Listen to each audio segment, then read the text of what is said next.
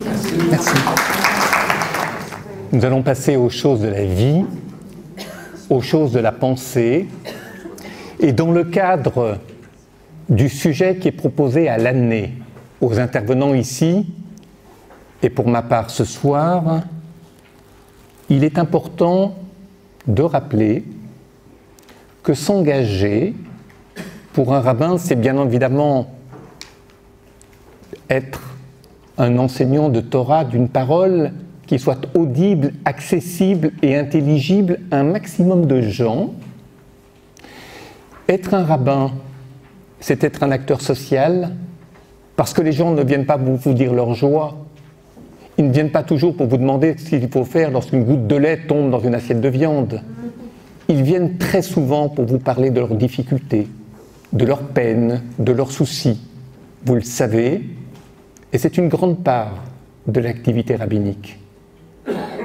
J'ajouterai enfin, et si le terme de cité a été utilisé parce que c'était le titre d'un livre autrefois que j'ai commis, être rabbin dans la cité, c'est avoir une parole juive pour toutes sortes de gens, juifs croyants ou qui ne le sont pas, juifs ou non juifs, c'est-à-dire une parole qui donne à penser, non pas une parole qui affiche une conviction, mais une parole qui donne à réfléchir, de manière à restituer au judaïsme sa dignité, un peu plus de respect.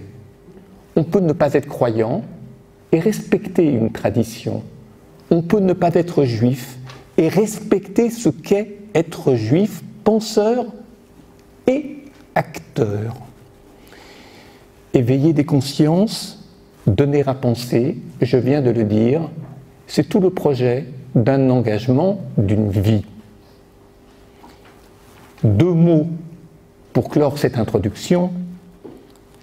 Le premier, c'est qu'il est, disons, une tentation à laquelle nous devons, autant que peut se faire, résister. Et surtout lorsque l'on est juif en diaspora, et pour ma part en France. C'est ce que j'appelle la culture de la plainte. Autrement dit, lorsque les choses ne vont pas bien sur nous, c'est parce que les gens sont antisémites et qu'ils n'aiment pas les juifs. Ce n'est pas toujours faux, mais c'est très insuffisant comme raisonnement. Et c'est précisément pour essayer de raisonner, pour essayer de comprendre ce que pensent ceux qui ne partagent pas nos points de vue sur des questions essentielles. Et je pense souvent à un métier que je n'ai pas adopté. Si j'avais eu à être avocat, et que l'on est avocat de la défense d'un client, et particulièrement quand vous plaidez, par exemple, devant des assises, il est très important de préparer sa plaidoirie en se mettant dans la position de l'avocat général ou de la partie civile, comme si vous défendiez la cause adverse. Et si vous arrivez à convaincre les gens qui pensent la même chose que vous, que la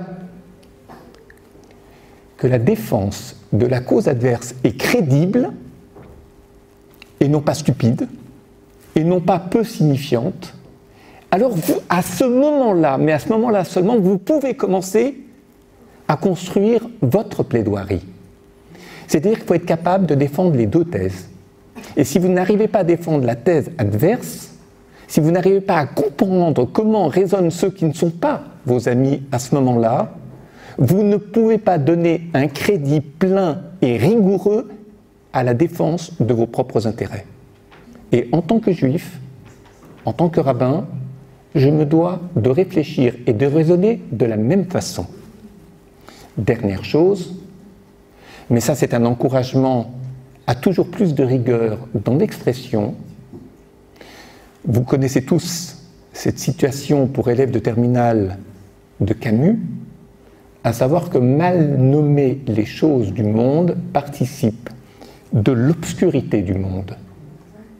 Il nous appartient de nommer les choses correctement, c'est-à-dire d'être précis, d'être aussi rigoureux que possible, parce que très souvent, dans les problèmes auxquels la société est confrontée, auxquels les Juifs plus particulièrement parfois sont confrontés, il leur appartient de bien nommer, voire de dénoncer ce qui est mal nommé, ce qui est mal exprimé, dans des prises de position contre les Juifs, et parfois aussi chez les Juifs qui pensent comme nous, afin de comprendre ce qui se joue, d'éveiller des consciences, c'est-à-dire non pas d'adopter une position de catastrophisme, mais voir ce que l'on risque, ce à quoi on risque d'arriver si on ne résiste pas à cette mal-nomination des choses du monde. J'en ai terminé pour cette introduction. Je vais prendre 4 sujets de société ce soir, ce qui est beaucoup, parce que j'ai 60 minutes, dans le meilleur des cas, et je lis bien les notices, 70 minutes, et je voudrais dire combien j'ai apprécié, depuis le premier instant où j'ai été approché pour cette conférence jusqu'à ce soir compris, la qualité des relations que les organisateurs, organisatrices ont eues avec moi régulièrement sur des grandes choses comme sur des petites choses, et les personnes que je ne nomme pas mais qui sont hautement responsables de cette soirée et du travail qui se fait tout au long de l'année et de cette œuvre magnifique qui se bâtit ici, appellent des remerciements sincères de ma part et de votre part.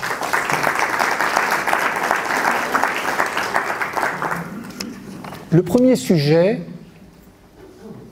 celui auquel vous êtes peut-être le moins préparé, mais je vais vous faire la table des matières, un quart d'heure chacun. Premier sujet concerne des problèmes de société que l'on rencontre en France, en Israël, mais de manière différente parce qu'ils ne se formulent pas de la même façon, pour des raisons que vous devinerez. Il y a en France ce que l'on appelle les problèmes de société, sur lesquels d'ailleurs les présidents de République tirent de hauts bénéfices. Si vous demandez à un président de la République de résoudre le problème du chômage ou de l'inflation, grosso modo, les résultats sont assez proches d'un mandat à l'autre, d'un président à l'autre. Ce qui veut dire que les lois sont contraignantes, elles sont complexes, les gens ne les comprennent pas très bien et ils ne voient pas les bénéfices. Par contre, si vous dites aux gens, on va vous donner des libertés là où vous étiez contraints, là où vous ne pouviez pas vivre telle ou telle circonstance, pensez au mariage pour tous, pensez à la PMA non thérapeutique, pensez à la GPA demain parce que ça va arriver aussi vite que la PMA est passée, et bien d'autres problèmes qui semblent relever de l'éthique médicale ou des sciences de la médecine. De fait, alors là, les gens ont l'impression d'un souffle libératoire. On n'avait pas le droit, maintenant on a le droit. Donc on est devenu plus libre. Le problème, c'est que ces questions-là donnent à réfléchir de par les raisonnements qui sont utilisés, et j'aimerais m'y attarder quelques instants. Mais vous savez très bien que pour comprendre ce qui se passe dans une société, il faut toujours avoir un tout petit peu de curiosité historique, c'est-à-dire remonter dans le temps pour comprendre pourquoi et comment ce qui nous arrive est le fruit ou la conséquence d'un passé qui ne passe pas. C'est-à-dire d'un passé qui n'est pas très éloigné, mais qui n'est pas dépassé. Qu'est-ce qui fait que les droits des individus, ces lois libératrices qui irritent certains, alors les Juifs sur la question du mariage pour tous, globalement ils s'en foutent. Parce qu'ils disent ça ne nous contraint pas, ça concerne les autres, ça pas nous. Mais quand ça touche à la circoncision ou quand ça touche à l'abattage rituel, là ils réagissent, surtout lorsqu'ils ont un degré de pratique religieuse. Le problème, c'est que l'un et l'autre problème sont liés par des modes de raisonnement qui sont très proches. Et c'est ça que les gens ne comprennent pas. Lorsqu'on libère un mode de pensée sur un sujet X qui peut ne pas concerner directement les Juifs, ce mode de pensée s'impose dans la société et il va toucher ensuite des problèmes qui vont affecter les Juifs. Je vous l'explique. De fait, pour comprendre ce qui se passe aujourd'hui, et je parle en Occident, en Europe, en France, d'où je suis issu et où j'ai assumé des responsabilités, il y a eu, au XXe siècle, des grands mouvements idéologiques qui ont été destructeurs d'une partie de l'humanité. L'un, c'est le nazisme, l'autre, c'est le bolchevisme. Ce que l'on appelle des pensées collectives, des idéologies meurtrières, qui voulaient que des gens qui avaient telle ou telle identité n'aient pas le droit de vivre ou de survivre, étaient déportés et souvent anéantis. N'oubliez pas que le bolchevisme a fait beaucoup de morts et beaucoup plus que ce dont on se souvient. On pense au nazisme, on oublie le bolchevisme, qui est autre chose, mais qui fut hautement meurtrier. Les pensées collectives, ce que l'on appelle des idéologies meurtrières, ont mauvaise presse depuis le XXe siècle, parce qu'au sortir du bolchevisme, au sortir du nazisme, on a peur des idéologies, on a peur des pensées collectives qui sont susceptibles de détruire les identités et les droits de l'individu. Ce qui est trop collectif peut ne pas respecter les droits de chacun.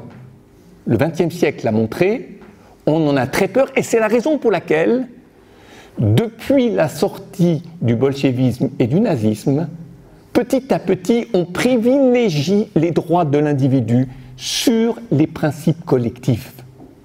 Et de fait, lorsque vous incarnez une religion qui est monothéiste, autrement dit qui croit depuis des générations et des générations en les mêmes choses, en les mêmes principes, qui les transmet, etc., vous apparaissez comme faisant partie d'une pensée collective, et comme nous sommes les victimes, en tant que juifs, je dirais les victimes collatérales, ce qu'on appelle les dégâts collatéraux de l'islamisme, qui lui cherche à détruire.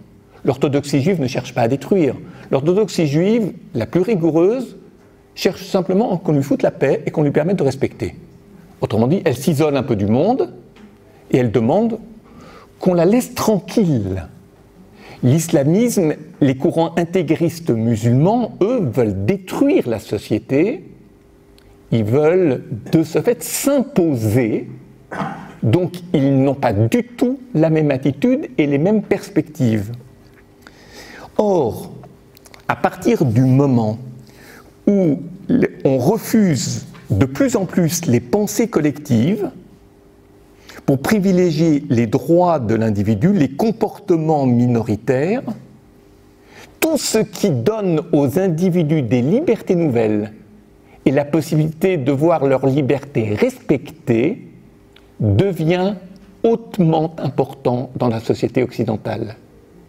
Mais le problème qui se pose, c'est qu'à partir du moment où les comportements minoritaires, les droits de l'individu sont privilégiés par rapport au respect des identités collectives que le judaïsme, que les monothéismes sont des identités collectives. Ce sont des libertés, ce sont des droits collectifs. Ce ne sont pas des idéologies, ce sont des identités collectives, des pensées collectives. Alors, les gens demandent à ce que soient tolérées, puis respectées, puis légitimées les identités individuelles. Autrement dit, que chacun soit respecté.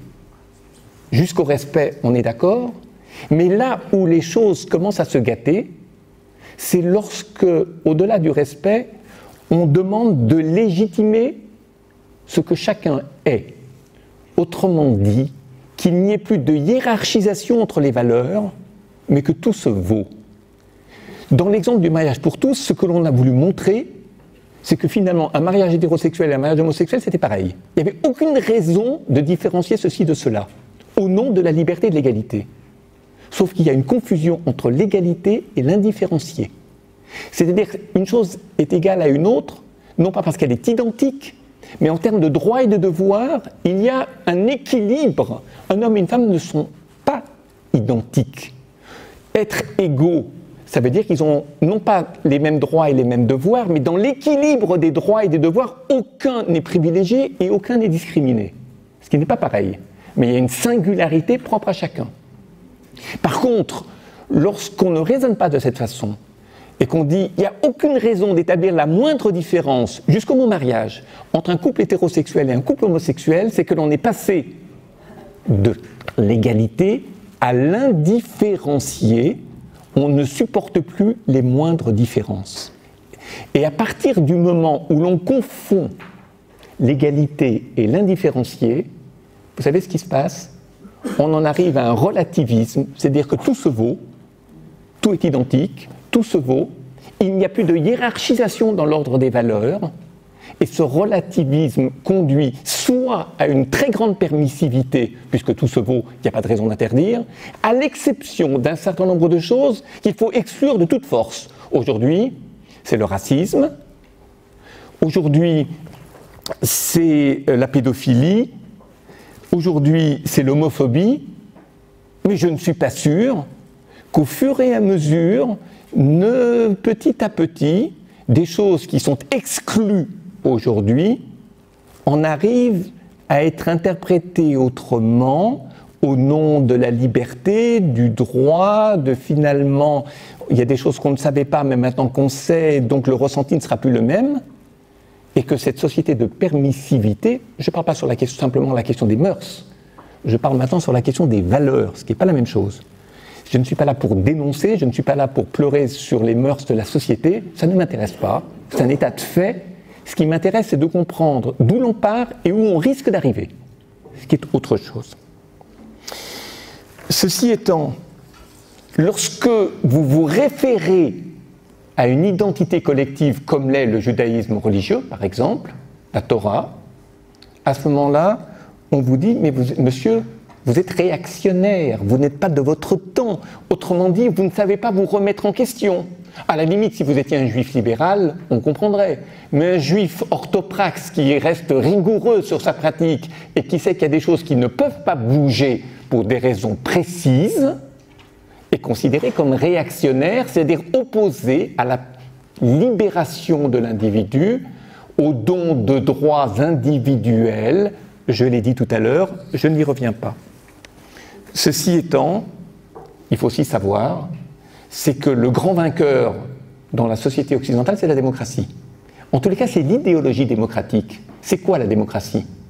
La démocratie, c'est la prise en compte que c'est la raison rationnelle de chacun qui fonde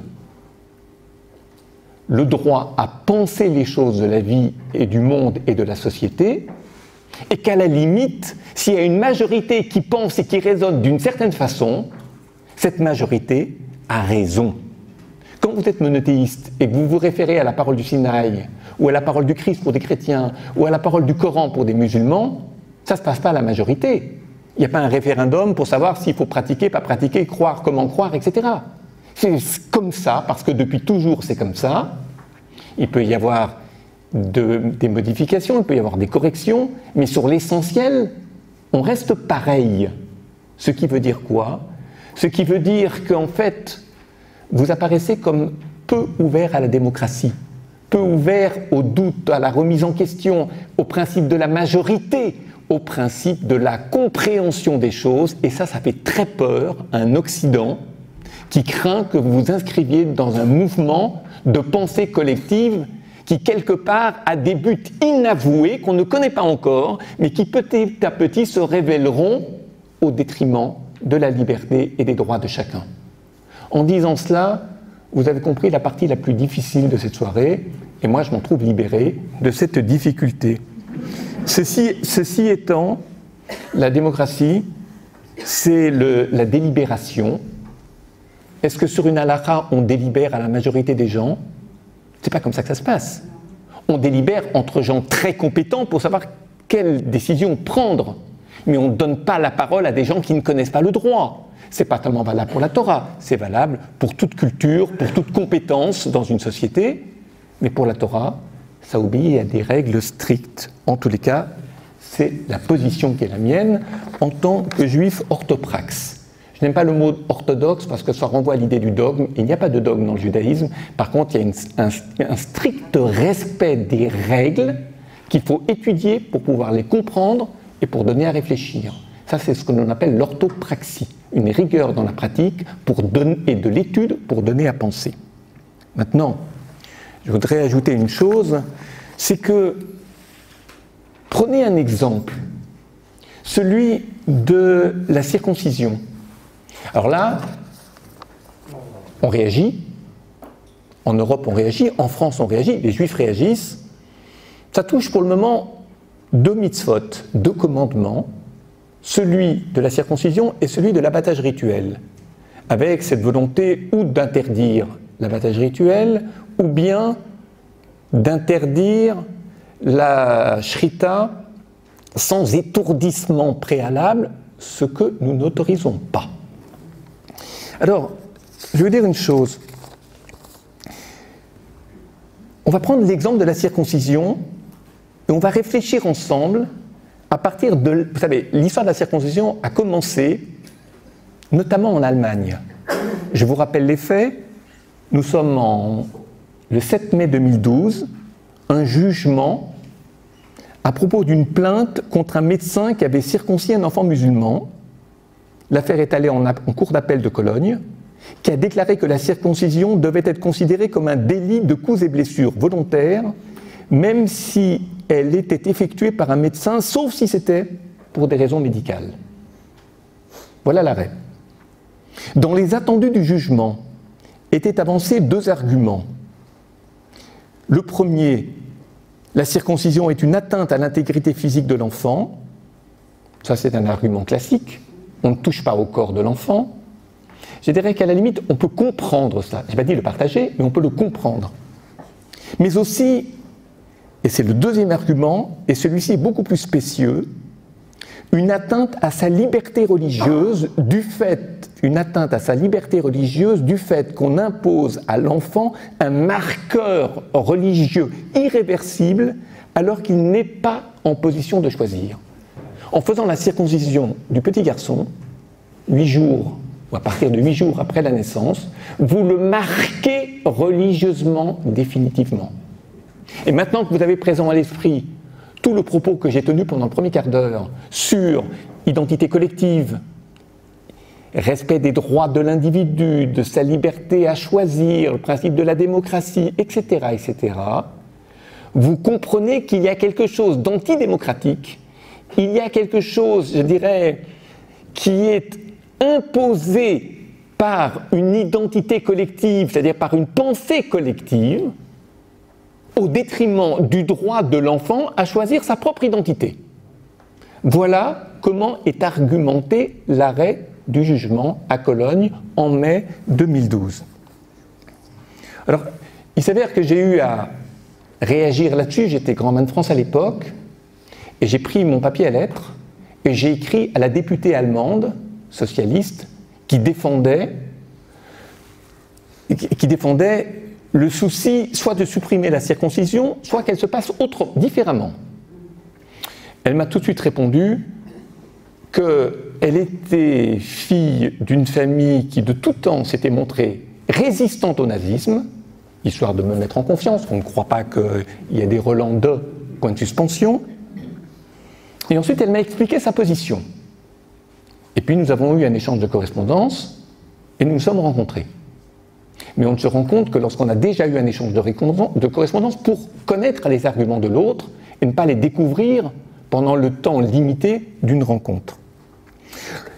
Je commente, moi je prends des notes et je fais toujours des notes de synthèse que je fais partager à d'autres. Ensuite, c'est le rôle d'un grand-main de France d'aider les autres rabbins, voire d'aider d'autres gens à assumer la position du judaïsme et à argumenter. Si vous ne l'écrivez pas, votre position, eh bien, personne ne la connaîtra. Le premier argument relève d'un classique conflit entre droits équivalents, à savoir liberté religieuse et intégrité physique. C'est ce que j'ai tout à l'heure rappelé, la circoncision étant considérée dans ce jugement comme une atteinte à l'intégrité physique de l'enfant, c'est classique. Mais le deuxième argument est beaucoup plus original, je le rappelle, c'est une atteinte à sa liberté religieuse, la circoncision, du fait qu'on impose à l'enfant un marqueur religieux irréversible alors qu'il n'est pas en position de choisir. Alors je commente. Cet argument est beaucoup plus original et beaucoup plus grave car il oppose la liberté religieuse de l'enfant à celle des parents. Le corps étant modifié de façon irréparable, la circoncision, selon cet arrêt du jugement, irait contre les intérêts de l'enfant qui, plus tard, devra décider lui et lui seul de son appartenance religieuse. il ne suffit pas de dire « ça m'énerve », il ne suffit pas de dire « je suis contre ça », il ne suffit pas de dire « c'est de l'antisémitisme caché ». Il faut argumenter, il faut comprendre qu'est-ce qui se joue derrière intellectuellement. Dans ce deuxième argument, la liberté religieuse est définie comme strictement individuelle. Lorsqu'on dit « l'enfant choisira », ça veut dire que sa liberté religieuse, de choisir en religion, lui appartient à lui et à lui tout seul, donc elle est strictement individuelle. Il faut, dans cet esprit-là, il faut laisser l'enfant grandir sans lui inculquer quoi que ce soit de religion qui ne peut être pour lui qu'une option parmi d'autres. Parce que si vous éduquez un enfant dans une religion, vous ne lui permettez pas de choisir, alors qu'il doit pouvoir la choisir parmi d'autres options. Parmi d'autres options. Qu'est-ce que ça cache? Je reprends cette phrase. Derrière la défense de la liberté religieuse, en fait, et je commente, il y a une redéfinition de ce qu'est la religion en Europe. La religion n'est plus ni une tradition, ni une communauté, mais un choix parmi d'autres choix possibles. Or, une religion, c'est une tradition. Et une tradition se transmet et s'enrichit de génération en génération. Une tradition, qu'on le veuille ou non, est une pensée collective, mais une pensée collective qui se doit d'être riche, qui se doit d'être commentée, qui se doit d'être non seulement transmise, mais enrichie de génération en génération. Mais si c'est un choix parmi d'autres, cela veut dire quoi? Ça veut dire qu'il est interdit.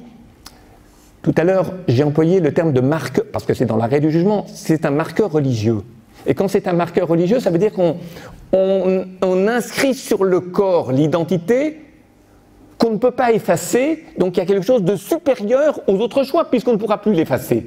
Donc on l'a mis pour toujours, et même si on voulait le refuter ou le récuser, on le garderait, donc il y a quelque chose qui s'impose et qui ne permet pas à de multiples signes de composer ou de constituer une identité plurielle, complexe, faite de plein de choses. Un peu de judaïsme, un peu de ceci, un peu de cela.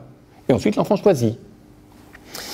Pour simplifier, et je termine là-dessus, la liberté religieuse ne peut à ce moment-là s'exercer que dans un espace préalablement sécularisé et religieusement aseptisé, pour que le choix de l'enfant n'obéisse à aucune contrainte ni à aucune influence. Si vous voulez élever des enfants sans la moindre contrainte et sans la moindre influence, je peux vous dire que ce que vous voulez transmettre, non seulement ne s'inscrira pas, mais ne durera pas et certainement ne se transmettra pas. Point final, sur ce point-là, vous avez compris. On peut être assurément pour ou contre la circoncision au nom du premier argument, l'atteinte à l'intégrité physique du corps, ça je comprends, mais il faut voir que le deuxième argument enlève à la religion toute dimension à la fois transcendante et historique. C'est-à-dire qu'il s'inscrit dans une histoire de très ancienne et sur le long terme, et lorsqu'on dit que c'est un choix parmi d'autres, on récuse précisément la dimension transcendante et historique de cette règle, de cette valeur, de cette inscription. Et de fait, il s'agit alors, et c'est ce que nous récusons par notre raisonnement, il s'agit alors d'instituer non pas la neutralité de l'État, mais le relativisme comme doctrine officielle. C'est-à-dire qu'au nom de la laïcité, et c'est un argument que cette femme, députée allemande à Strasbourg, m'a avancé, au nom de la laïcité, il s'agit de relativiser les choses, puisqu'un choix parmi d'autres, c'est relativiser cette chose importante et la mettre à même hauteur que d'autres choix possibles qui n'ont plus rien à voir avec la tradition.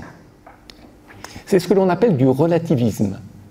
Relativisme, c'est l'interdiction de hiérarchiser les choses entre elles. Tout se vaut. Ce jugement du tribunal instaure en fait un devoir de protection des enfants par l'État à l'encontre du choix des parents. Parce que ce jugement atteste que l'État doit imposer aux familles ce relativisme même si cela va à l'encontre du choix, de la tradition, de la mémoire et de l'histoire de cette famille. Je répète cette phrase, elle est importante. Ce jugement du tribunal instaure en fait un devoir de protection des enfants par l'État à l'encontre des choix des parents. C'est un vrai débat sur l'anthropologie de la famille. En fait, ce jugement a été invalidé par une loi du Bundestag. Oui, mais à quel titre il a été invalidé? Il a été invalidé à cause de la Shoah, parce on ne peut pas faire ça aux Juifs. Et ça, vu ce qui s'est passé avec le nazisme. Donc, on ne peut pas faire ça aux Juifs, parce qu'il faut quand même ne pas oublier tout le mal qu'on leur a fait. Vous savez comment ça s'appelle ça? Cela s'appelle un statut d'exception. Or, pour les Juifs que nous sommes, les statuts d'exception rappellent les pires souvenirs dans l'histoire juive. Et ça, nous ne le voulons pas. Nous ne voulons pas d'un statut d'exception. C'est la raison pour laquelle j'ai essayé de démonter le raisonnement et d'expliquer qu'est-ce qui se joue derrière. Et le fait que la loi du Bundestag ait invalidé l'arrêt du jugement de Cologne reste pour moi une source, d'un côté de satisfaction, mais de l'autre côté de chagrin pour la raison que je viens d'évoquer. Et je peux vous dire qu'en France, les attaques contre la circoncision, plus ou moins brutalement, plus ou moins explicitement, ça dépend des moments, continuent. Et j'allais dire, rien n'est perdu pour les adversaires de la circoncision. Ceci étant, je vous rappelle que l'Islande, en 2018, a interdit la circoncision, que les pays nordiques, qui ne sont jamais, je dirais, économes de recherche de nouveaux droits donnés à l'individu, que ce soit l'enfant, l'animal, l'individu plus actif, donc pensent aussi à limiter, voire à interdire la circoncision. Et si vous élargissez le raisonnement, et j'en termine sur ce point-là, je vais vous dire une chose. De fait, la question de l'abattage rituel pose sur le fond le même type de raisonnement. Pourquoi? Pourquoi est-ce qu'il y a des mouvements animalistes? Pourquoi il y a l'antispécisme en Europe? Pourquoi il y a le véganisme? Parce qu'il s'agit de redonner des droits. Alors, on a d'abord redonné des droits à ceux qui n'en avaient pas. Les esclaves, les noirs, les femmes pour un certain nombre de choses. Je rappelle que le droit de vote est très récent en France.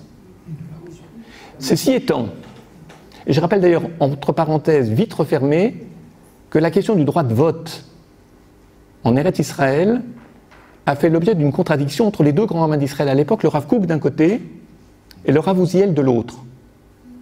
Alors le Rav Kook, qui apparaît comme quelqu'un de très éclairé, de très ouvert, et à juste titre, avec une pensée intellectuelle très construite et très riche, était opposé au droit de vote pour les femmes. Et c'est le Rav Uziel qui, lui, y était favorable, et il n'y avait pas encore l'État d'Israël, mais c'est sur la position du Rav Uziel que la décision a été prise de donner le droit de vote, lorsque ça a été nécessaire et possible, aux femmes en Israël. Juste pour le rappeler, que tout n'est pas monolithique, et que ce n'est pas parce qu'on est proche ou que l'on apprécie la pensée, la philosophie, l'ouverture de pensée de certains, qu'en toutes circonstances, la position qu'ils défendent serait obligatoirement la nôtre. Cette parenthèse étant refermée, je crains, pour ce qui concerne l'abattage rituel, ceci. Tous ces mouvements qui veulent restituer, donner des droits à ceux qui n'en ont pas. Alors il y a d'abord les individus. Dans l'histoire de la circoncision, nous avons vu que c'est l'enfant, c'est à lui de choisir plus tard. Mais il y a aussi ceux qui... L'enfant, il ne parle pas à 8 jours. Et c'est parce qu'il ne parle pas qu'il ne faut pas le marquer sur le corps et qu'il faut attendre qu'il puisse parler, penser, réfléchir et choisir, et décider. Maintenant, si vous prolongez le raisonnement, il y a aussi des créatures qui ne parlent pas, mais qui ne parleront jamais. Les créatures silencieuses, c'est qui? Les animaux, d'où les mouvements animalistes. D'où aussi cette extrême réticence à la shrita qui évoque l'écoulement du sang, le couteau tranchant, etc. Je n'analyse pas de savoir qu'est-ce qui fait le plus souffrir ou le moins souffrir, c'est un autre débat, et je n'ai pas de certitude en la matière. Ceci étant, vous avez aussi des véganistes, vous avez aussi des gens qui considèrent que les végétaux et les minéraux ont des droits que l'on n'imagine même pas, puisqu'eux, ils sont encore plus silencieux que les animaux, parce qu'ils n'ont même pas de réaction physique, sauf qu'en écologie, on apprend aujourd'hui que la Terre réagit à la violence qui lui est faite. Mon propos n'est pas d'ouvrir un débat sur l'écologie, mais simplement de dire une chose, c'est qu'à partir de là, il faut donner des droits à la nature, aux végétaux, aux minéraux. Alors quand vous regardez les programmes des véganistes, vous êtes terriblement impressionné, à savoir une personne qui tient un animal dans ses bras qui est mort, qui dit vous voyez cet individu. Alors, la première fois que vous entendez parler d'un animal mort qui est dans les bras du véganiste comme d'un individu, vous vous dites qu'il y a quelque chose qui ne va pas au niveau du vocabulaire, dans le bien nommer ou le mal nommer les choses. Mais si vous voulez, il n'y a plus de hiérarchie. Tout ce qui n'a pas de droit doit en recevoir. Les humains, les animaux, les minéraux, les végétaux, etc. Ce qui veut dire qu'à partir de là, il ne faut faire aucune discrimination, parce que qui dit hiérarchie dit discrimination. Donc vous ne pouvez plus hiérarchiser les valeurs, vous êtes considéré comme quelqu'un qui veut exercer un pouvoir sur ceux qui en ont moins que vous, ou dont les valeurs sont moins considérées que les vôtres, et à partir de là, c'est comme si vous vouliez les discriminer. C'est le mot à la mode, discrimination, en toutes circonstances. Et les minéraux sont discriminés, et les végétaux. Et dans le discours véganiste, c'est ça. Alors comprenez une chose, c'est que dans l'histoire de l'abattage rituel, dans l'histoire de la shrita, c'est au nom des droits à donner ou à restituer à ceux qui sont silencieux et qui ne peuvent pas parler le langage des humains pour point de suspension, que, point de suspension, je gagne du temps en mettant des points de suspension dans mes phrases, vous avez compris la fin de la phrase. Bon. J'ajouterai une dernière chose sur la circoncision, c'est que nous sommes aujourd'hui dans un temps de l'histoire humaine où le mouvement, ce qu'on appelle la gender theory, la théorie des genres, les études sur les genres, progresse en Europe et aux États-Unis. Or, quand vous faites la circoncision d'un enfant nouveau-né mâle, comme on dit, qu'est-ce qui se passe ? Vous marquez sur son corps, écoutez bien, ça vous fera sourire peut-être, que c'est un garçon pour toujours. Être un homme pour toujours, dans les études de genre, est une faute morale majeure, puisque c'est la culture qui définit les sexes, et que l'état nature est beaucoup plus complexe. C'est pour des raisons culturelles que les gens se sentent hommes. Donnez des poupées à un petit enfant, donnez des voitures aux petites filles, et vous verrez qu'il y a des choses qui changent. Ça, c'est ce qu'on appelle les études de genre. À partir de là, si vous marquez définitivement l'identité sexuée sur l'enfant, vous en faites pour toujours un enfant. Et là, vous allez à l'encontre de cette liberté à choisir son sexe aujourd'hui. Vous avez des toilettes dans des écoles où il n'y a plus de toilettes garçons, il n'y a plus de toilettes filles. Dans le mariage pour tous, il y a les parents 1 et les parents 2, il ne faut plus dire le père et la mère, comme s'il donnait une identité sexuée au papa et à la maman, était une faute morale contre la liberté de choisir son identité. Je réfléchis, j'essaie de remettre du sens sous les mots pour comprendre quel usage les uns et les autres mettent dans les mots qu'ils utilisent. J'en ai terminé pour cette partie. Je suis encore dans les temps qui me sont impartis et donc imposés, et que je souhaite respecter évidemment pour vous laisser aussi un temps de parole. J'en ai terminé en ayant simplement ouvert une porte sur ce problème, cette contradiction qui se pose aujourd'hui, à savoir, dès lors que vous inscrivez dans un courant de pensée, donc dans une pensée collective, vous apparaissez comme possiblement quelqu'un ou appartenant à un courant qui va discriminer ceux qui se réfèrent aux libertés individuelles, c'est-à-dire aux droits de l'individu. Je vous rappelle d'ailleurs juste une chose, à propos du mariage pour tous, en Europe et dans le monde. Le Parti socialiste, au tout début des années 2000, Jospin était Premier ministre et Chirac était président de la République. Le Parti socialiste était opposé au mariage pour tous. Vous savez pourquoi ? Parce qu'il disait « il n'y a pas de raison que la communauté des homosexuels impose un droit dans la cité qui deviendrait le droit de tous, c'est-à-dire la loi commune ». C'est ce que l'on appelle, et c'est ainsi que parlait le Parti socialiste, le communautarisme. Alors j'ai un peu fouillé dans les dossiers anciens pour voir un petit peu comment s'exprimaient des hommes politiques ou des femmes politiques du Parti socialiste au début des années 2000, et qui vivent toujours, et qui prennent la parole aujourd'hui aussi. Et j'ai découvert avec étonnement que des gens qui défendaient cette opposition du Parti socialiste au mariage pour tous en sont devenus, quelques années plus tard, et pas beaucoup à l'échelle de la grande histoire, les plus fervents défenseurs. Et quand vous regardez les arguments, qu'est-ce qu'ils vous disent? J'ai beaucoup réfléchi, évidemment, qui n'a pas beaucoup réfléchi, et aujourd'hui je comprends des choses auxquelles je n'avais pas accès jusque-là, et je me rends compte que aujourd'hui les choses ne sont plus comme on croyait qu'elles étaient. Mais quand vous dites les choses aujourd'hui ne sont plus comme on croyait qu'elles étaient, démontrez-le, démontrez comment et démontrez pourquoi. Et c'est là que les choses deviennent difficiles.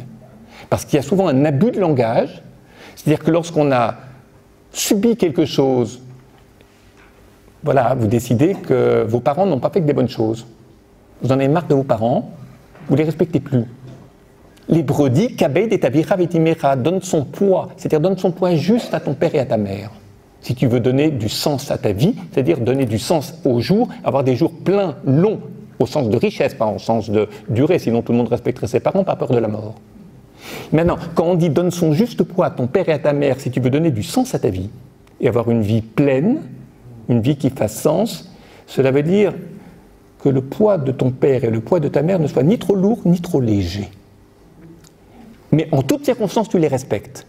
Parce que tu n'es pas les parents de tes parents pour juger les raisons de leur choix. Eux, ils sont aussi tributaires d'une éducation. Ils sont tributaires de leurs parents, de leurs grands-parents, de l'histoire dont ils sont les héritiers. Maintenant, si tu les juges uniquement à partir de ta position d'enfant, c'est comme si tu te donnais le droit de délégitimer la position de tes parents, comme si tu en savais plus que tes parents sur le pourquoi et le comment ils avaient à choisir. Or, tu ne sais pas ce pourquoi ils ont choisi de telle ou telle façon. Tu peux ne pas accepter tout et tu peux avoir ton libre arbitre, ton choix en tant qu'enfant, à condition de respecter ce qu'il y a de fort et de retrouver les valeurs chez tes parents qui t'ont aussi permis de te donner de l'intelligence qui fait aujourd'hui de toi quelqu'un de très critique et qui se croit très intelligent. Je referme cette parenthèse concernant le cinquième ou la cinquième des 10 paroles. Je quitte complètement le terrain, je dirais, sociétal, parce que ça, c'était les problèmes sociétaux que j'ai posés là, pour en venir, deuxième partie de l'exposé, et j'en aurai terminé, à 2 sujets qui me semblent importants. Le premier, c'est le rapport à l'islam, c'est-à-dire les juifs, l'islam, le Coran, la Torah, et je dirais qui est non seulement un vrai problème en Europe, mais qui, en Israël, au Proche-Orient, est un problème central, beaucoup plus que les relations entre les Juifs et les chrétiens en Israël. Deuxième sujet, et ce sera le dernier, qui est celui du rapport de l'Europe à Israël. On est très proche du terrain politique, mais ce n'est pas en tant que sujet politique que je veux réfléchir, mais en tant que, employons ce terme avec beaucoup de modestie, en tant que philosophe et philosophe juif. Premier point, le Coran. Vous êtes des gens bien informés, qui lisent beaucoup, qui ont une bonne culture générale, j'en suis absolument convaincu, donc je vais relativement vite pour ne pas vous laisser croire, pour ne pas laisser croire devant vous que vous ne savez rien, que je vais vous apprendre le b.a.-ba. Du tout. Le problème qui se pose avec le Coran, mais qui se pose depuis toujours, c'est qu'il y a 2 tiers qui sont bienveillants et un tiers qui est terriblement anti-judaïque, c'est-à-dire contre les religions du livre. Ça touche d'abord les juifs et ça touche en second lieu les chrétiens. Ils font partie des religions du livre. Vous avez 140 sourates qui vibrent entre les mots d'un étrange amour de Mahomet pour le judaïsme, mais un amour qui, dans un tiers des cas, est un amour dépité et par ce dépit même transformé en haine et parfois en rage contre les peuples des livres et contre les juifs en particulier. Je répète, parce que c'est la complexité, c'est la contradiction, c'est le très grand paradoxe du Coran. Vous avez 2 tiers du livre qui sont très en empathie avec les monothéistes de la terre, avec les juifs et les chrétiens, qui laissent entendre, et pas parce qu'ils laissent entendre parce qu'ils le démontrent, mais parce qu'ils le vivent. La religion musulmane est une religion qui est beaucoup plus proche de la religion juive que la religion chrétienne sur le plan de la pratique religieuse. Entre un musulman et un juif, il y a beaucoup de proximité sur nombre de rites. Entre un chrétien et un juif, c'est beaucoup plus distant. Entre un chrétien et un musulman, c'est beaucoup plus distant. Vous le savez. Par contre, il y a du côté du Coran cette contradiction entre la partie empathique, les 2 tiers, et le tiers qui, pour le moins, affiche du dépit que les juifs restent juifs et qu'ils ne soient pas devenus croyants. Je rappelle que croyants et musulmans, c'est la même racine. Oslamim, slama, shalom. Donc tout ça, le musulman, quand on parle des croyants dans le Coran, comme c'est le même mot dans le texte original, croyants et musulmans, c'est la même chose. Donc quand on parle des croyants, cela veut dire que tout croyant est appelé à devenir musulman, à être musulman. À tel point que lorsque vous regardez le Coran, et vous l'avez lu, ou vous en lisez des textes, vous observez que Abraham, par exemple, il est musulman. Adam, il est musulman. Quand il y a la relation intime entre l'homme et Adam et Ève, et que Adam ensuite disparaît de la circulation, il ne parle plus, que dit le Coran? Qu'il est parti à la Mecque pour prier. C'est bien la moindre des choses. Il a donné naissance à l'humanité, premier acte sexuel, ensuite il va prier, il va remercier le Tout-Puissant à la Mecque pour dire sa reconnaissance en celui qui permet la vie et la transmission de la vie, etc. Très bien. Deuxième chose que l'on observe en lisant le Coran, et je sais que vous ne l'ignorez pas, du début jusqu'à la fin, le Coran en appelle non seulement aux grandes personnalités bibliques, mais qui sur le fond sont toutes musulmanes, mais aussi, et c'est plus étonnant, au Talmud, au Midrash Rabbah et à certains Midrashim, comme par exemple les Pirkei de Rabbi Eliezer ou Avot de Rabbi Nathan. Il ne les cite pas, évidemment, mais on retrouve des expressions qui viennent du Talmud, on retrouve des expressions ou des phrases qui viennent du Midrash ou des Midrashim. Donc on a l'impression d'une étrange proximité entre certains textes des sourates et des textes non seulement bibliques, les personnages bibliques, je l'ai dit, mais des textes talmudiques ou des textes du Midrash. Autrement dit, les fondateurs de l'islam connaissent bien la bibliothèque juive et ils en admettent l'origine juive, puisqu'ils laissent transpirer dans l'écrit du Coran des expressions ou des phrases qui viennent d'ailleurs, ce qui montre bien que les ressources ont été trouvées dans le judaïsme. Et le problème qui s'est posé, qui est celui de la proximité et de la prise de distance de Mahomet avec les Juifs. Je ne vous veux pas un cours d'histoire juive, je vous invite simplement à lire des livres, parce qu'ils commencent à en paraître en français. Il y a Meir Ben Asher en Israël, ou Meir Bar Asher, pardon, en Israël, qui est un des très grands historiens du Coran et des Juifs, et le titre de son livre, Les Juifs dans le Coran. Il y a quelqu'un qui produit une œuvre de valeur qui est Ephraim Herrera sur ce sujet. Aux États-Unis, il y a un très grand historien qui s'appelle David Biel, qui a écrit des choses très importantes sur les Juifs et le Coran. Je prends 3 têtes de chapitre, et puis comme vous lisez l'hébreu, il y a beaucoup d'écrits en hébreu qui paraissent en Israël. Inutile pour moi de faire semblant de vous les apprendre. Ceci étant, ce que l'on sait, mais ce qui est très compliqué, c'est ce que l'on sait, on le sait par les écrits des musulmans, puisque les Juifs n'ont pratiquement pas laissé de traces sur la présence de Mahomet, sur ce qui s'est passé. Il n'y a pas de récit, ou pratiquement, ou presque pas. Autrement dit, pour un historien, où est-ce qu'il va trouver ses sources? Il va les trouver, ses sources, dans la littérature musulmane. Donc il analyse une littérature qui est engagée pour le moins, mais il n'a pas la contrepartie pour voir comment les Juifs ont réellement réagi à ce moment-là. Vous savez, Mahomet, il y a eu le conflit avec les marchands de la Mecque, il est parti en Abyssinie. Et là, il y avait des communautés juives, non pas très importantes, mais importantes.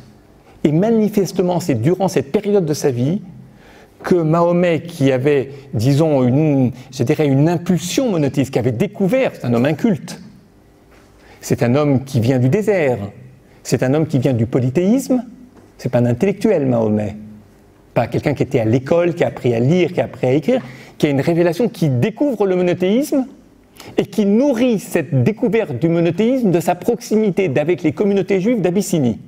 c'est-à-dire proche de l'Éthiopie aujourd'hui. Et qu'est-ce qui se passe à partir de là? Il se rapproche beaucoup des Juifs. Il s'inspire beaucoup des Juifs. Donc vous retrouvez dans le Coran cette inspiration des Juifs qui est liée à cette période de sa vie. Mais alors il se passe la chose suivante, et j'allais dire c'est quelque chose d'assez classique, c'est que plus des non-juifs se rapprochent des juifs, plus soit ils font preuve d'humilité et ils entrent par la petite porte, quitte ensuite à ouvrir de grandes portes, soit ils veulent entrer très vite par la grande porte. C'est-à-dire que Mahomet voulait devenir juif. Probablement, on n'en a pas la certitude, je n'en ai pas la conviction, mais probablement, je dirais, il était déjà largement au-dessus de cette loi noachide. Il était probablement pas très éloigné de la position d'un ger toshav. De fait, il voulait entrer, mais il voulait entrer avec tous ses disciples. On ne fait pas d'entrée collective. Chacun exprime ses convictions, sa capacité à agir comme juif. Il n'y a pas ce que l'on appelle des conversions de masse, c'est-à-dire où vous avez un certain nombre de centaines de personnes qui se présentent au tribunal et qu'on convertit en masse. Ça ne se fait pas du tout et c'est strictement interdit. Or ça, il ne l'a pas accepté parce que lui, peut-être que sa conversion aurait été acceptée, mais ça c'est en lisant les sources arabes et musulmanes, qu'on le devine entre les mots, mais qu'il souhaitait. Et vous comprenez, quand vous voulez venir en collectivité, c'est que vous voulez venir avec vos adeptes, c'est que vous voulez garder la position que vous aviez à l'extérieur, c'est-à-dire une position de puissance, une position de leader.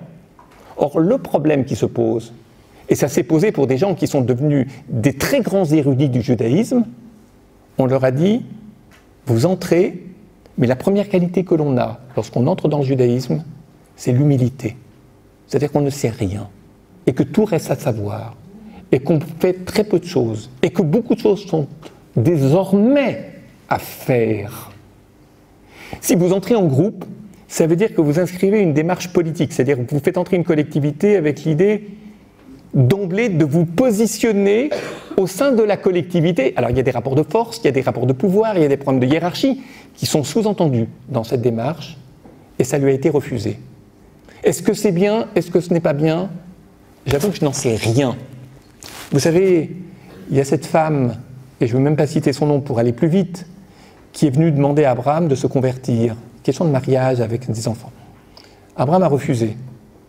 Alors, vous avez, je dirais, un judaïsme libéral et un judaïsme orthodoxe qui pourraient discuter sur ce cas-là. Le problème, c'est qu'elle n'a pas été acceptée comme juive, elle s'est mariée avec quelqu'un qui n'est pas considéré comme bien dans la Torah, et de fait, ça donnait naissance au plus grand Rechaïm, dont Amalek. Donc, Abraham aurait mieux fait de l'accepter plutôt que de l'avoir comme mère d'Amalek, enfin ancêtre d'Amalek.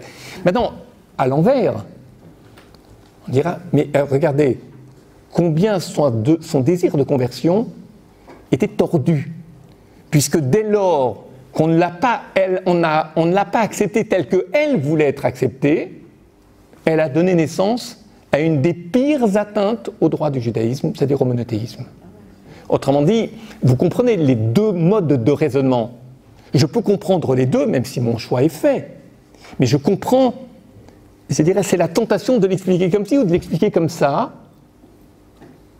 Ceci étant, ma faiblesse pour la deuxième position n'est pas liée qu'à mon inscription dans l'orthodoxie, c'est que c'est lorsqu'on vous refuse quelque chose que vos motivations profondes apparaissent.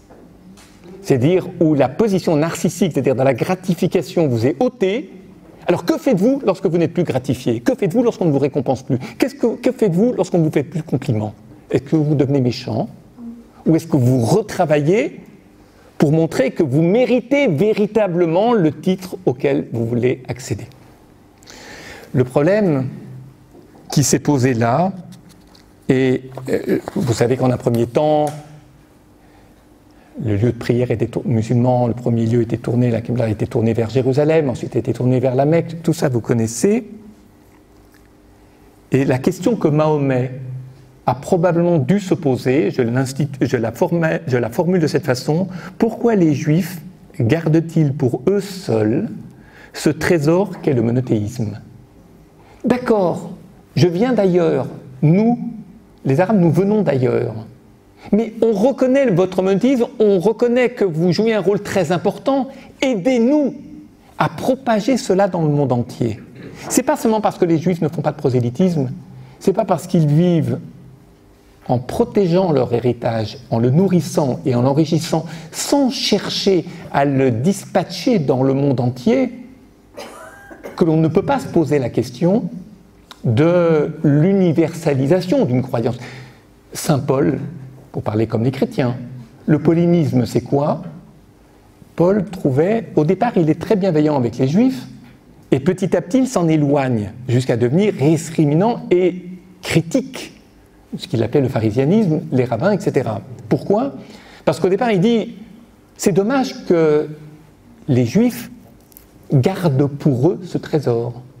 Il faut l'universaliser, le faire sortir de la terre d'Israël, dans le bassin méditerranéen. Vous savez, les épîtres, ce sont des lettres qui ont été écrites aux communautés du bassin méditerranéen de plus en plus largement, c'est-à-dire dans un rayon de plus en plus grand, de manière à ce que la parole monothéiste touche un maximum de gens.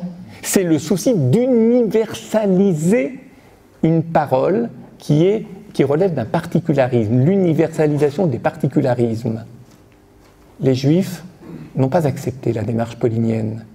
La démarche de Mahomet est assez ressemblante, mais je dirais avec des motivations différentes, parce que Paul vient de l'intérieur, alors que Mahomet arrive de l'extérieur pour y entrer. Paul s'en éloigne, Mahomet veut entrer, et ensuite il s'éloigne, parce qu'on lui dit c'est pas comme ça que ça marche.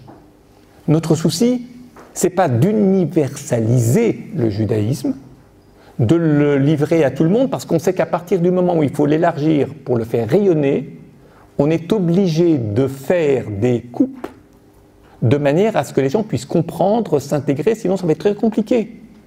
C'est exactement le problème auquel Paul a été confronté, et la tentation qui a été la sienne, et la réalisation qui fut la sienne, qui a consisté à éliminer un certain nombre de mitzvot au fur et à mesure, pour que des gens approchent le monothéisme juif, mais avec beaucoup moins d'exigence, avec plus de facilité, avec beaucoup plus de libéralité, et on a vu ensuite l'énorme distance qui s'est créée, parce que, évidemment, si vous puisez dans une source, vous trouvez vos ressources dans le judaïsme pour l'universaliser, plus vous puisez, plus vous épuisez les ressources de l'autre. Et un jour, ce que vous en avez fait devient plus important que la ressource qui, à vos propres yeux, a été épuisée. Et c'est comme ça que le christianisme en est arrivé à devenir une nouvelle religion juive, c'est-à-dire prenant ses ressources dans le judaïsme, mais devenant autre chose, puisqu'au fur et à mesure que l'on met des libéralités sur les ressources que l'on a empruntées au judaïsme, ça finit par ne plus beaucoup ressembler au modèle d'origine. Mahomet a été confronté à un problème pas identique, mais un peu proche. C'est-à-dire que nous ne comprenons pas pourquoi on le refusait. Pourquoi tu refuses, toi, peuple juif ou communauté juive, tu refuses de nous donner un rôle qui permettrait d'universaliser ce trésor? Pourquoi gardez-vous ce trésor pour vous? Que faites-vous, vous, juifs, d'hommes comme moi qui vous aimons? Que faites-vous des gentils, au sens non juif, égarés, et que je me fais fort de conduire au monothéisme?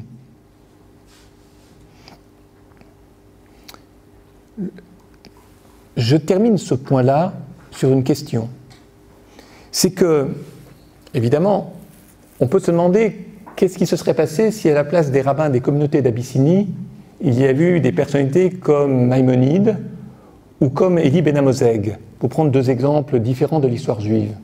Je n'en sais rien. On prête souvent aux gens des intentions qui n'auraient pas été les leurs au cas où. Mais c'est vrai que parfois il y a des démarches qui ne sont pas à droite ou qui ne sont pas suffisamment clairement explicitées, qui font que se créent des réactions brutales en retour sur l'amour-propre. On touche à l'amour-propre d'un groupe ou d'une personne, et cette personne se braque et devient votre adversaire, parce que vous n'avez pas voulu l'intégrer à ces conditions. Est-ce que c'est possible de faire comprendre que ce n'est pas comme ça que les choses se passent, et que se braquer n'est pas la meilleure manière de contribuer à enrichir l'héritage d'Israël? C'est un vrai problème, et je ne sais pas le résoudre ce soir. Simplement, je vous rappelle que à partir du moment où, si rien de fondamental ne me différencie, moi, Mahomet, des Juifs, alors comment, malgré tout, m'en distinguer? Sinon, je n'existe plus. Si je suis à côté, mais que tu ne m'intègres pas, qu'est-ce que je vais être? Un peu ressemblant à toi, mais je dirais simplement un pâle modèle du modèle. Ça ne me donne aucune notoriété, aucun rôle dans l'histoire. Alors à ce moment-là, pour bien se différencier, on marque le coup. Et comment le Coran a marqué le coup? Parce que pour se différencier de la Torah et des Juifs qui respectent la Torah, il faut trouver des arguments. Ça a été l'argument de la falsification. C'est-à-dire, en fait, les Juifs ont falsifié le Coran qui arrive en dernier. C'est difficile d'arriver le dernier. Donc, quand vous arrivez en dernier, pour assurer une place de choix, vous pouvez dire que ceux qui sont arrivés avant vous, les Juifs puis les chrétiens, ont falsifié la parole d'origine qui était celle du Coran, qui était intemporelle. C'est-à-dire qu'à la création du monde, la parole divine était la parole du Coran. C'est comme ça que ça se passe. Or, à partir de là, on comprend mal comment il y a une antériorité du Coran à tout le reste, et comment on peut dire, oui, mais quand les musulmans deviennent méchants avec les juifs, vous avez des musulmans qui réagissent en disant, c'est contextuel, parce qu'il y a eu un conflit entre un groupe de juifs à la Mecque, ou à Médine, pardon, avec Mahomet et son groupe. C'est à cause de cette guerre à l'époque que la parole est devenue méchante à l'égard des juifs. Mais si c'est contextuel, ça ne peut pas être atemporel. Parce que de deux choses l'une, ou une parole est éternelle, elle est première et pour toujours, alors elle n'est pas contextuelle, ou elle est contextuelle, mais alors si elle est contextuelle, tu peux contextualiser le texte du Coran et changer des choses, parce qu'elles ne vont pas. Or le problème, c'est que là, ils ne s'en sortent pas. Entre la temporalité d'un côté, et de l'autre, la contextualité. Ils en jouent, et puis alors, après les Juifs sont évidemment très ignorants de toutes les écoles de pensée qui arrivent à sauver la face chacune à leur manière en changeant les règles d'interprétation. Je ne commente pas, mais je dis simplement qu'à partir du moment où on accusait les Juifs de falsifier la parole première que Dieu avait donnée au monde, à savoir la parole du Coran, falsifier, ça veut dire quoi? Ça veut dire qu'ils ont, par exemple, mis que c'était Isaac et pas Ismaël dans la ligature d'Isaac. Que, par exemple, ils ont mis qu'Abraham a découvert le monothéisme, mais ils ne parlent pas de l'islam. Ils n'annoncent pas la venue de Mahomet. Parce que si les prophètes juifs n'annoncent pas la venue d'un ultime prophète qui s'imposera sur tous les autres, à savoir Mahomet, c'est que soit ce n'était pas prévu dans le programme et donc il n'y a pas lieu d'être, soit c'est que les Juifs ont falsifié leur texte parce que ça les dérangeait. Et pourquoi ça les dérangeait?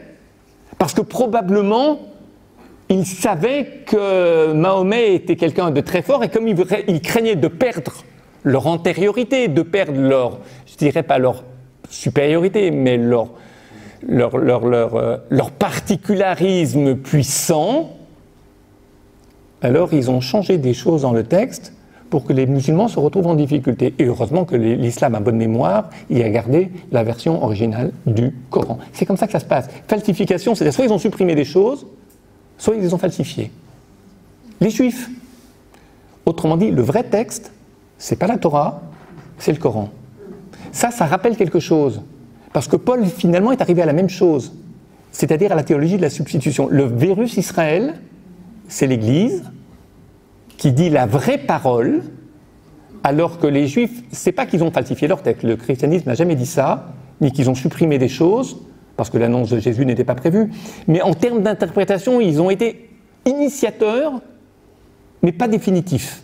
Ils sont pas allés assez loin dans l'interprétation du texte, jusqu'au moment où les chrétiens sont arrivés, les apôtres notamment, et ils ont révélé par la parole de Jésus ce qui manquait au texte juif pour trouver son accomplissement. Et c'est ce qui fait dire aux évangiles que Jésus a accompli pleinement la loi. Cette expression, ça veut dire quoi? Ça veut dire qu'il a peut-être accompli beaucoup de mitzvot, qu'il a dérogé à certaines, qu'il les a interprétées différemment, mais ça veut dire aussi qu'en les accomplissant pleinement, du moins c'est ce que disent les évangiles, eh bien Jésus en aurait fini avec l'interprétation et que maintenant il y a lieu de croire plutôt que d'interpréter. Or les Juifs, ils interprètent beaucoup plus qu'ils ne croient. La religion juive n'a pas de dogme à l'exception de la création du monde par Akadosh Baruch Hu à partir du néant, mais pour le reste, c'est l'étude qui donne vie à l'acte, au geste, à la parole, à la pensée. La conviction n'est pas première, c'est pas le credo, c'est pour ça que je récusais le terme d'orthodoxie au profit d'orthopraxie. J'ai fait une ouverture du côté du Coran, j'ai fait quelques allusions au christianisme, mais vous comprenez à partir de là que sur ce registre, les relations entre juifs et musulmans n'ont presque pas commencé. Elles peuvent avoir commencé sur un registre politique, sur un registre communautaire, et parfois profondément et puissamment. Mais l'étude des textes, à savoir un juif qui commente un texte du Coran en public, devant un théologien musulman qui commente un texte de la Torah, ou un juif et un musulman qui commentent le même texte du Coran et qui discutent entre eux, ou qui commentent un texte de la Torah et qui discutent entre eux. Comme cela s'est fait depuis la sortie de la guerre, 1945, c'est l'ITFER, puis Vatican II, l'amitié judéo-chrétienne entre-temps, et d'autres associations. Commenter, étudier ensemble le texte pour apprendre à respecter le livre de l'autre et mesurer aussi les limites de ce que l'on sait et ce que l'on peut apprendre de l'autre. Ce travail-là n'a pas commencé entre juifs et musulmans, parce que les musulmans ont beaucoup plus de difficultés probablement à cela, pour des raisons que je ne souhaite pas évoquer ici, qui sont des raisons historiques, des raisons de, je dirais, le problème de l'islam, c'est qu'il a très peu vécu la Renaissance. La Renaissance, c'est la remise en question des antiquités, comme disait littéraire, c'est-à-dire on ne lit plus. Au Moyen-Âge, on avait épuisé la signification de la culture romaine et grecque. Et à partir de là, il y a eu un besoin de renouveler ces lectures pour penser la société à partir du passé, mais en apprenant de nouvelles choses. C'est ce qu'on appelle la Renaissance. Donc on remet en question des choses qui semblaient acquises pour découvrir des choses qui étaient totalement ignorées jusque-là. L'islam est passé pour des raisons historiques de civilisation à côté de la Renaissance et a basculé beaucoup plus vite. Il est resté très tard dans le Moyen-Âge et il est entré brutalement dans l'ère de la technique, de l'aviation industrielle, etc. Et cette période de la Renaissance lui manque. Et c'est ce qui fait que dans son approche des textes, et c'est ce que les chrétiens apprécient beaucoup des juifs, c'est l'étude, le Talmud. C'est-à-dire cette impression que c'est pas que croire qui est important, mais qu'on peut discuter, on étudie le Talmud à deux, parce qu'on n'a jamais raison tout seul, et chacun peut avoir une part de raison, même si l'un l'emporte sur l'autre à certains moments, mais néanmoins, il y a une part de vérité chez l'un et chez l'autre. Pour le Coran, pour les raisons que j'ai évoquées tout à l'heure, qui est le problème de la falsification et le fait d'avoir supprimé des textes, rendent impossible la lecture qu'ils, eux, considéreraient comme falsifiée, puisqu'ils disent tel texte est falsifié, tel texte de la Torah est falsifié, tel autre. Comment voulez-vous qu'ils commentent un texte qu'ils considèrent comme falsifié? Le problème est là. Ce qui ne veut pas dire qu'il est insoluble, mais ça va demander du temps et surtout beaucoup de travail. Dernière chose. Vous savez, je vais être beaucoup plus court que sur les autres parties. Qu'est-ce qui se joue entre l'Europe et Israël aujourd'hui? L'Europe et les Juifs, et l'Europe et Israël. Antisionisme, antisémitisme, culture européenne, etc. D'abord, il y a le rôle qu'a joué la Shoah, et la posture qui était celle des Juifs très longtemps dans l'histoire de l'Europe. L'image du bon Juif, pour beaucoup d'Européens, de culture chrétienne, même si elle est très ancienne et presque oubliée, en Europe, était l'image du Juif humble, persécuté.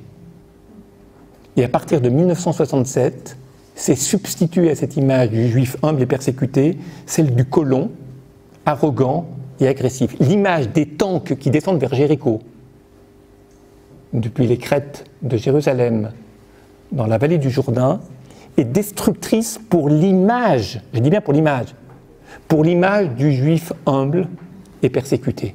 Les tanks qui envahissent et qui plus tard ne vont pas partir, et puis qui s'installent, puis les localités, que d'aucuns appellent des colonies. Je ne discute pas des termes ici, je ne suis pas là pour inscrire quelques courants de pensée que ce soit sur ce sujet-là, même si j'ai mes convictions bien assises là-dessus. Mais ce n'est pas l'objet ce soir. On en veut aux Juifs d'être sortis de leur faiblesse immémoriale. Et on leur en veut d'embrasser la force sans la peur, sans la crainte, sans l'humilité. On en veut à Israël d'avoir trahi ce que les Européens, je dirais, de ressources culturelles, même si elles étaient effacées dans leur mémoire chrétienne, on en veut à Israël d'avoir trahi sa mission que leur avait assignée qui ? L'histoire européenne, l'histoire de l'Europe, à savoir être un peuple d'apatrides qui ne s'enferre pas dans l'étroitesse des nations, qui ne s'enferre pas, qui ne se limite pas à l'étroitesse des nations. Or, qu'on le veuille ou non, le sionisme est aussi un nationalisme. C'est la renaissance d'une nation. Or, cette image du juif qui ne doit pas s'enferrer dans l'étroitesse des nations, un peuple apatride, ils n'ont pas souhaité être apatrides. Ils ont été chassés de leur terre, ils ont été dispersés, ils ont été chassés, ils ont été condamnés, enfin bon bref, vous connaissez l'histoire des Juifs d'Europe notamment. Mais ça, c'est du paulinisme, c'est de la pensée paulinienne de Paul, Saint Paul. C'est-à-dire, il faut sortir les Juifs de leur carcan dans lequel ils se limitent, de leurs frontières dans lesquelles leur monothéisme et leur nationalisme se limitent. Il faut instruire les peuples de la terre, donc se disperser pour instiller un peu partout sur la terre ce qui est la force du judaïsme. Et d'une certaine façon, la pensée chrétienne reste très prégnante, je n'ai pas dit très présente, mais très prégnante dans la pensée européenne, c'est-à-dire être apatride, être humble, laisser de la culture derrière soi. Oui, on aime les Juifs quand il s'agit de Kafka. On aime les Juifs quand il s'agit de Spinoza, quand il s'agit d'Einstein. Ça montre la diversité de l'être juif. Mais quand on parle d'Eretz Israël, quand on parle d'un État, quand on parle d'un amour de la terre, quand on parle de la protection de frontières pour ne pas subir la violence des autres, alors là, on est perçu comme arrogant, comme voulant privilégier un particularisme nationaliste et qui se ferait au détriment de la culture, c'est-à-dire de l'humilité, de ce que l'on laisse après sa mort, sauf que le judaïsme n'est pas qu'une affaire post-mortem. La culture, c'est lorsqu'on a déjà vécu et ce qu'on laisse après soi. Le judaïsme, c'est aussi Eretz Israël, avec un projet et une volonté de laisser à nos enfants la suite d'un projet qu'ils enrichiront de génération en génération. Donc c'est le présent pour le futur. Ce n'est pas que le présent tributaire, nourri par un passé. Et ça, cette idée-là, je dirais, cette métamorphose ne passe pas en Europe, je répète, parce qu'elle est imprégnée, probablement, je n'ai pas honte de le dire, de la figure christique. L'icône christique, c'est quoi ? Le Christ, c'est le faible, c'est l'humble, le persécuté, celui qui souffre, et qui, celui, bien que tout cela, il l'ait subi, incarne la vérité. Ça se rapproche un peu plus dans l'esprit de l'Europe, pas dans l'esprit des Juifs, mais dans l'esprit de l'Europe, de l'idée qu'il se faisait des Juifs jusque-là. Maintenant, avec Israël, ça ne marche plus. Jusqu'en 67, ça allait à peu près.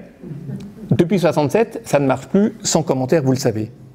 De fait, leur dispersion à travers le monde signifiait pour l'Europe, hier, la grandeur des Juifs, comme le paulinisme. Au moment où l'Europe elle-même abjure ses patries, l'Union européenne par exemple, la communauté européenne, l'ancrage des Juifs sur leur terre équivaut à un désastre. Et en plus, on va dire qu'ils la volent aux Palestiniens, je ne commente pas. La faute principale pour l'Europe, chez les Juifs, c'est qu'ils ont réécrit le scénario de leur propre histoire sans consulter l'histoire des nations, c'est-à-dire ce que les nations pensent des Juifs. Scénario auquel ils étaient, jusqu'à la Shoah, confinés. Ils ont donc perdu le droit de demander des comptes aux nations, puisqu'ils ont réécrit le scénario, le scénario de leur histoire, sans consulter les nations qui faisaient une autre idée de leur histoire, à eux, les Juifs. Autrement dit, dès lors que tous les Juifs d'Europe ont été déclarés... Aujourd'hui, dès lors que vous ne critiquez pas Israël, ça signifie que vous vous identifiez à la politique de l'État d'Israël. Donc, de ce fait, les Juifs d'Europe sont déclarés coupables de l'État juif, sauf s'ils le répudient publiquement, c'est-à-dire le critiquent publiquement. J'ai eu une fonction rabbinique importante en France. Il m'est arrivé de ne pas être d'accord avec telle ou telle chose que faisait le Premier ministre d'Israël. Chose qui m'irritait profondément pour des raisons de valeur. À ce moment-là, je prends mon papier à lettres et j'écris au Premier ministre une lettre privée, mais jamais dans un organe public. Parce qu'il n'est aucunement question que ma voix puisse se mêler à celle des chiens qui aboient contre l'État d'Israël. Aucunement question. Alors ensuite, vous me direz, ça ne change peut-être pas grand-chose. Est-ce qu'il vous a répondu? Ça, vous pouvez me poser la question en sortant de la salle, c'est pas la peine d'en faire un objet public. Oui, parfois, non, parfois. Et ma foi, je n'ai jamais imaginé que parce que je pense et que j'écris, le monde entier doit être à mes pieds pour me répondre. Mais comme ça ne s'est pas fait comme ça, les médias l'ont très mal supporté, et vous savez la suite. Et je termine. De fait, quand je dis mal supporté, ils supportent mal que les Juifs écrivent leur propre scénario de l'histoire d'Israël. Qu'ils n'ont pas consulté les nations, mais les nations se faisaient une autre idée du scénario des Juifs. Donc, ils ont mal supporté, les médias ont mal supporté, ça donnait donc lieu à une couverture très manichéenne du conflit israélo-arabe. Et les médias, de ce fait, rendent irrespirables et portent une responsabilité écrasante dans le sentiment d'inquiétude qui est le leur ces dernières années. Ils sont très inquiets de ce que font les Juifs. Parce qu'ils savent mieux que les Juifs ce qu'il faut faire en tant que Juifs. Vous savez à quoi ça me fait penser, ça? Ça me fait penser à la théologie de la substitution. Théologie paulinienne. La théologie de la substitution, je sais mieux que l'autre ce qu'il est. C'est le virus Israël. Le christianisme, c'est la véritable religion juive. L'Europe sait mieux que les Juifs ce qu'il faut faire en tant que Juif en Israël, ce que doit être la politique de l'État d'Israël. Imaginez que des nations de la Terre disent « nous savons mieux que le gouvernement français et le président de la République ce que la France doit faire ». Et c'est vraiment dommage, donc on va la critiquer violemment. On peut la critiquer pour des raisons d'intérêt particuliers, mais pas au nom de l'identité française. Sinon, c'est une substitution. C'est-à-dire des gens de l'extérieur qui n'ont rien de français disent « voilà ce que c'est qu'être français ». Ils peuvent être en contradiction pour des raisons d'intérêt, mais pas pour des raisons d'identité. L'antisionisme, et je reprends pour conclure, si vous voulez, je repense à deux phrases de Vladimir Yankelevitch, grand philosophe du XXe siècle, et que j'ai eu la chance d'entendre un peu comme enseignant, mais pas beaucoup, pas suffisamment. Il a dit deux choses, une phrase que vous connaissez, l'antisionisme et l'antisémitisme à la portée de tous. Donc il faut forcer Israël à être plus faible, je dirais d'avoir plus de victimes, si on est plus faible, on a plus de victimes, de manière à redevenir comme les autres, c'est-à-dire pas comme les autres, fragile, humble, un peu comme le Christ persécuté, parfois même victime, mais à ce moment-là on a raison. Les Juifs, ils n'ont pas envie de ça, c'est tout. L'antisionisme, disait Yankelevitch, c'est la permission d'être démocratiquement antisémite. Et je le pense, au sens profond du mot démocratie tel qu'on l'a défini tout à l'heure, je le pense véritablement. Et alors, et c'est peut-être par une phrase de provocation que je terminerai cet exposé, si les Juifs étaient même comme des nazis. Comme des nazis. Rappelez-vous le siège de Beyrouth, la guerre du Liban, la première guerre du Liban en 1982. À quoi était comparée l'armée d'Israël Tzahal? Au Waffen-SS. Le siège de Beyrouth, c'était le ghetto de Varsovie qui est entouré par les troupes nazies. C'est quand même pas mal comme comparaison. Et c'est une comparaison que l'on entend de plus en plus. Apartheid, ceci, cela, ils se comportent comment des victimes de hier peuvent se comporter comme leurs bourreaux de hier et devenir les bourreaux de gens qui n'ont rien demandé pour être victimes. Vous connaissez le discours antisioniste. Mais si les Juifs étaient considérés un peu comme des nazis, pour certains, ça serait merveilleux. Vous savez pourquoi? Parce qu'il ne serait plus nécessaire de plaindre les Juifs. il ne serait plus nécessaire de plaindre les Juifs. Ils auraient mérité leur sort. Et là, la boucle est bouclée et mon exposé également. Merci à vous.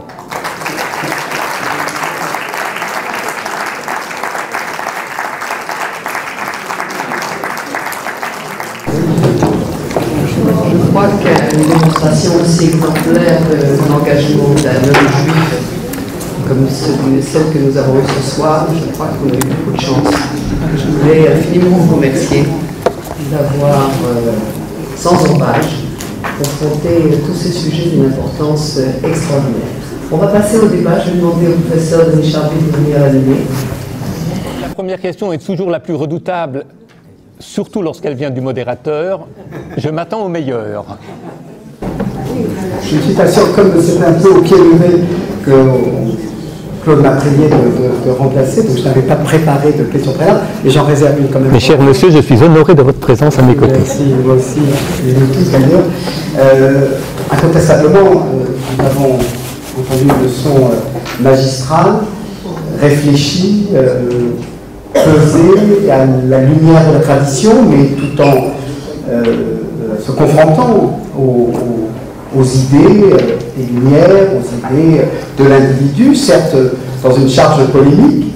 Je voudrais passer la parole, parce que je suis sûr qu'il y a une multitude de questions que vous vous posez sur les sujets de société, sur le rapport entre l'Europe et Israël.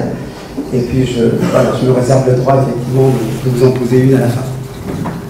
Alors, on me dit qu'il n'y a pas de micro dans la salle, donc essayez de vous lever. Voilà, donnez de la voix. De toute façon, je reprendrai la question à haute voix pour être sûr qu'elle soit bien entendue de vous tous. Quelle est... Je reprends la question quand un couple de candidats d'immigration en Israël vient vous voir pour vous demander faut-il accomplir cet acte. Donc, qu'est-ce que vous leur répondez? Écoutez, il y a des questions de bon sens et des réponses de bon sens que les questions de bon sens appellent. Lorsqu'un couple souhaite faire son alia, d'abord vous écoutez les raisons pour lesquelles ils veulent la faire, ce qui est normal, leurs inquiétudes, leurs projets, à quel événement ils ont réagi, qu'est-ce qui a nourri leur désir de faire l'alia. La chose qui me tient le plus à cœur, c'est l'unité de la famille. C'est-à-dire que les projets des enfants et les projets des parents restent en harmonie. Parce que j'ai connu des couples et des familles qui se sont disloqués du fait qu'arrivés, d'abord les hommes n'avaient pas de travail nécessairement là-bas, ils voyageaient une grande partie de leur temps parce qu'ils gardaient leur métier en diaspora, et pour ce qui concerne la France, ici, là-bas la France, et de fait, les familles ne s'en portaient pas nécessairement très bien. Ça veut dire quoi? Ça veut dire qu'il y ait, quand je dis de l'harmonie, un équilibre entre ce pourquoi on désire que nos enfants soient élevés en Israël, c'est-à-dire grandissent en Israël, selon l'âge à lequel ils arrivent, et le fait que la vie que l'on va mener là-bas soit aussi une vie enrichissante, au sens, je ne parle pas que de l'argent, au sens de l'esprit, au sens de l'image de la famille que l'on va mettre en place, au sens des projets auxquels on peut être attaché aux côtés des Juifs de l'État d'Israël, dont on va devenir citoyen. L'harmonie, l'unité, le respect des désirs, des projets. Les enfants n'ont pas nécessairement ne dictent pas quand ils sont petits leurs projets d'avenir. Mais il y a à tenir compte de leur permettre d'avoir un avenir qui sera gratifiant pour eux en Israël. Donc il y a beaucoup de facteurs. Alors ça, c'est quelque chose c'est une chose à laquelle on réfléchit avec eux. La question n'est pas de répondre, monsieur, par oui ou par non. De quel droit? Qu'est-ce qui fait que j'en saurai plus qu'un autre? Pourquoi? Parce que j'ai un titre de rabbin, je sais mieux plus qu'un autre si c'est bien ou pas bien pour cette famille de monter en Israël. Non, je l'accompagne dans sa démarche, je les mets en contact avec des gens qui sont experts dans tel ou tel domaine et qui peuvent mesurer les difficultés de cette famille sur tel ou tel point, de manière à ce qu'ils ne l'ignorent pas en partant et pour leur donner des chances supplémentaires à l'alia. C'est peut-être par là que je commencerai. Je n'ai pas dit que j'ai tout dit en vous répondant comme ça, ce n'est pas un exposé, un sujet en soi, mais c'est par là que je commencerai. Et que j'ai commencé toute ma vie.